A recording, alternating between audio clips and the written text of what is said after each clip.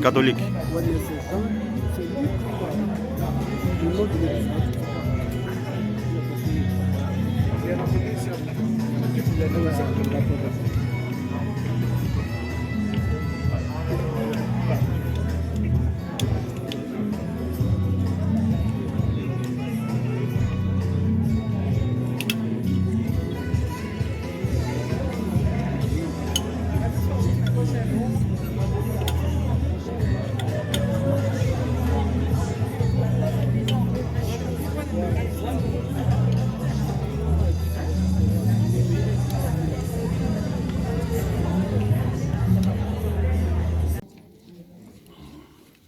C'est la raison dont il l'amène dans ce lieu. Nous sommes là pour se recueillir en mémoire de notre sœur, notre petite sœur, notre grande sœur, notre amie, notre fille, la charmante Marie qui nous a ici. Nous allons commencer par une petite prière, puis nous allons partager un peu la parole de Dieu, parce que c'est très, très, très important. La parole de Dieu, c'est la vie. La parole de Dieu, c'est ça qui nous a créés, qui nous a établis sur cette terre. Dans le respect que je vous dois, je vous demanderai si nous pouvons incliner nos têtes, nous allons prier.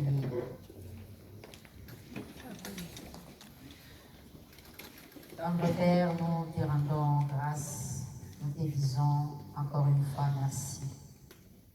Merci parce que tu nous dis dans ta parole, dans toutes circonstances, nous devons te rendre gloire. Nous te rendons gloire pour cette circonstance qui nous réunit dans ce lieu. Nous te rendons gloire parce que tu as jugé bon de répandre ta fille.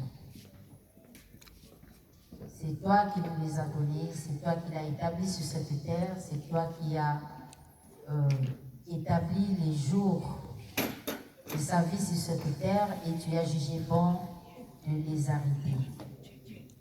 C'est pourquoi nous te disons tout simplement, tout humblement merci. Nous te recommandons ce temps de recueillement entre tes saintes et divinement.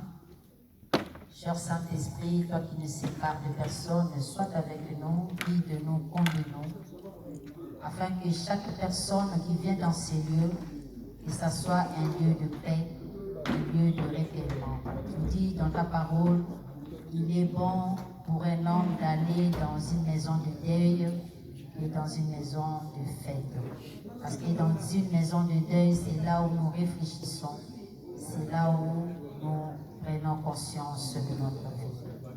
Père, nous te recommandons tout. Sois avec nous, que ce lieu, ce ne soit pas un lieu de rendement de compte, que ce soit un lieu de paix. Nous te recommandons le début jusqu'à la fin entre tes mains. Au nom de Jésus qui est notre seul Seigneur et Sauveur, nous t'avons ainsi prié et nous disons Amen. Amen.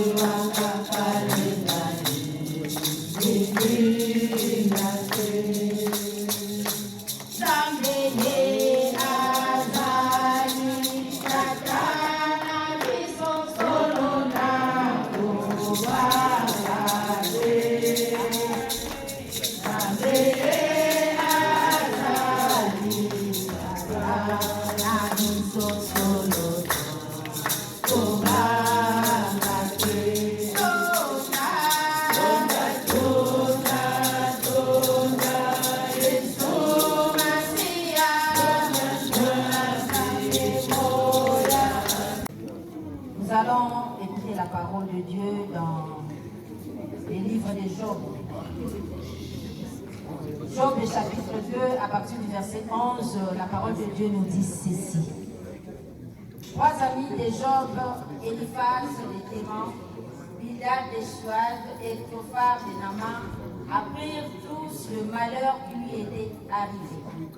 Ils se concertèrent et partirent de chez eux pour aller le plaindre et le consoler.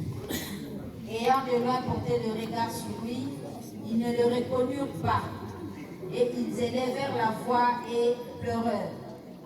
Ils déchirèrent leurs manteaux et ils jetèrent de la poussière en l'air au-dessus de leur tête.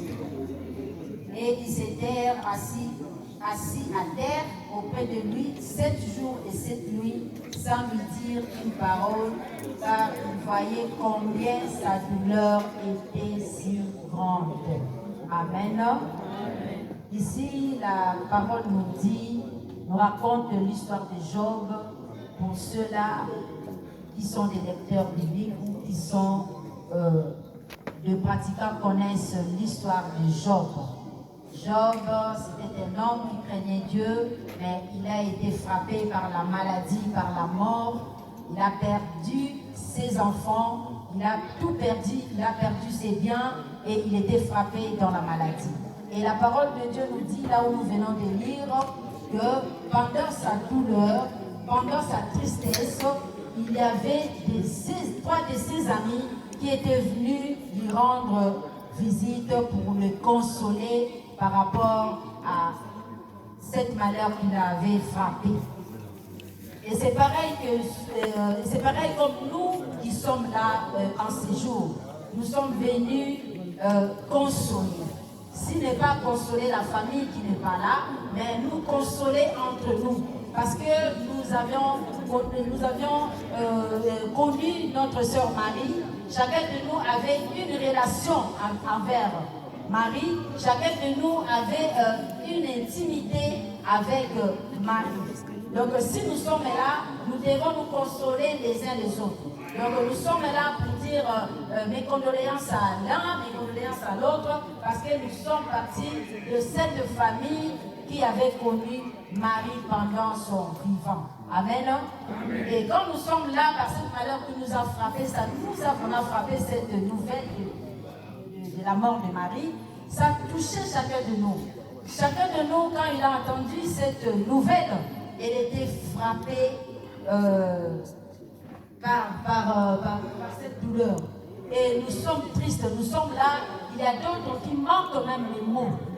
S'il y en a d'autres qui ont le courage de parler, de raconter, de médire, de raconter, je ne sais pas quoi, mais il y en a d'autres qui manquent même les mots à dire. Parce que la douleur est si grande. De perdre quelqu'un comme ça, on arrache quelqu'un comme ça, la personne qui n'était pas malade, la personne qui n'a pas fait l'accident, la personne, on nous les a arrachés, je ne sais pas comment le dire. Donc nous sommes tristes, nous sommes frappés par cette tristesse.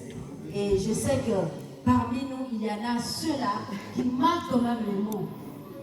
Ils n'ont rien à dire, comme nous relate cette histoire.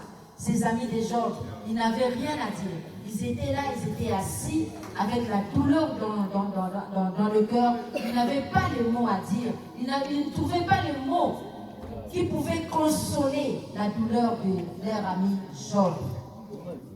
Et aujourd'hui, si peut-être la famille était là, si peut-être ses enfants étaient là sur place, si peut-être, je ne sais pas, nous allons manquer même le mot à adresser à ses enfants pour les consoler. Parce que la douleur est si grande. Amen.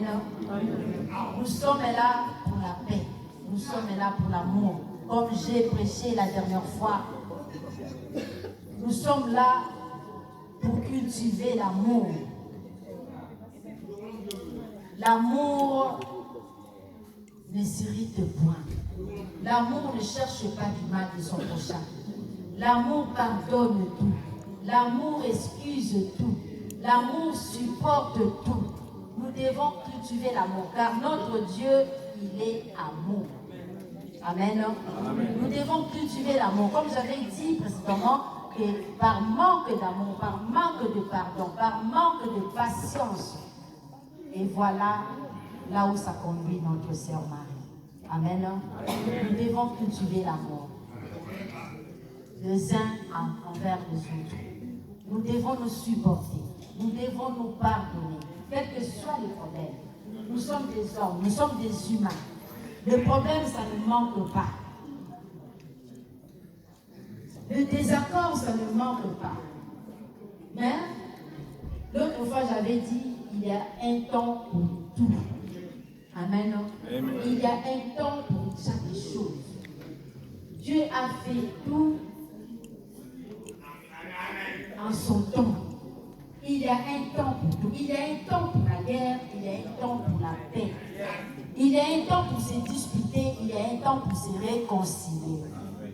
Il y a un temps pour chercher la paix et la sanctification. Amen. Car sans cela, personne ne verra Dieu.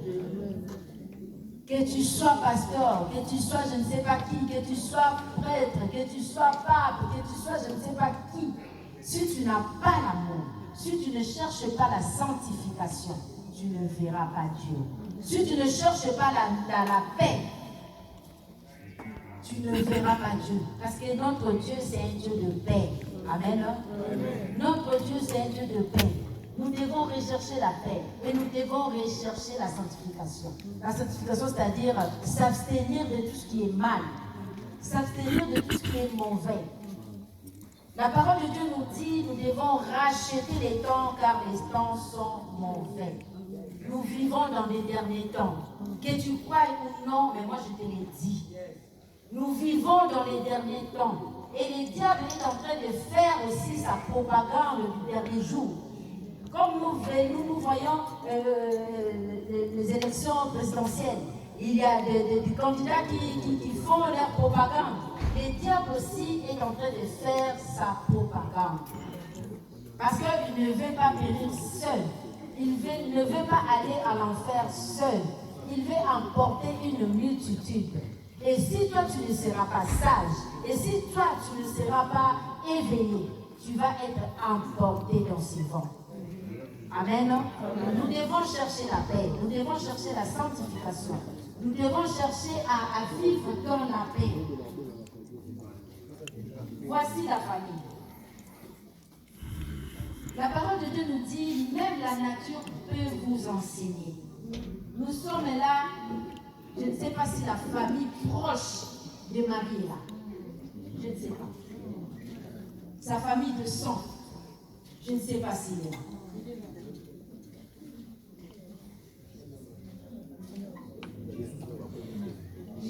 Elle peut être là ou il peut être là, mais la grande famille de Marie, c'est toi et moi qui nous sommes là. Amen.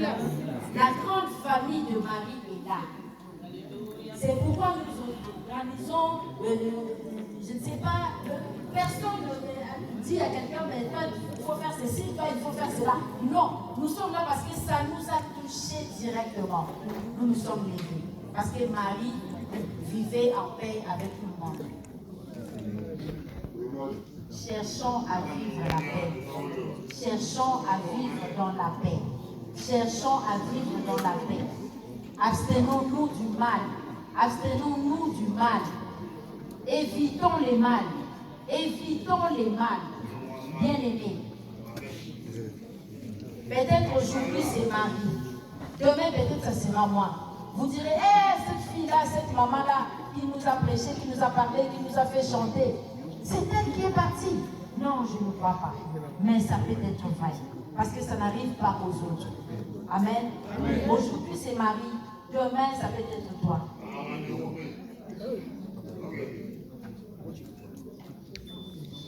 Amen, amen. Amen.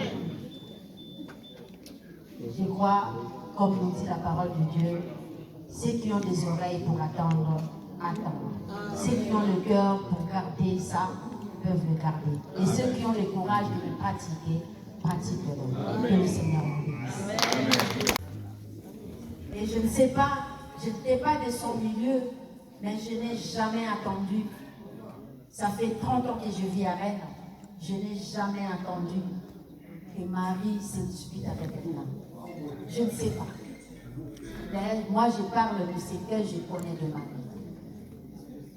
Même si tu as ses têtes, même si tu as je ne sais pas quoi, comme elle vendait ces trucs, jamais, en aucun jour, jamais, j'ai entendu parler mal de Marie.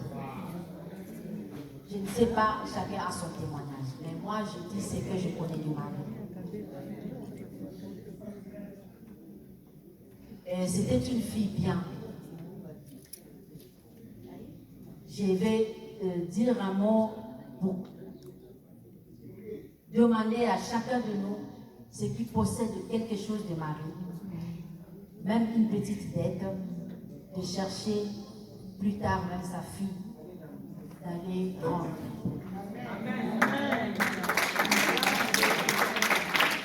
Parce qu'elle était son vivant, elle ne s'épargnerait pas pour récupérer ce que tu lui dois. Et avec la paix, cherche sa famille, cherche sa fille qui est sur place sur cette ville de Rennes, cherche et allez rembourser ce que tu lui dois. Le Seigneur te bénira. Amen. Amen.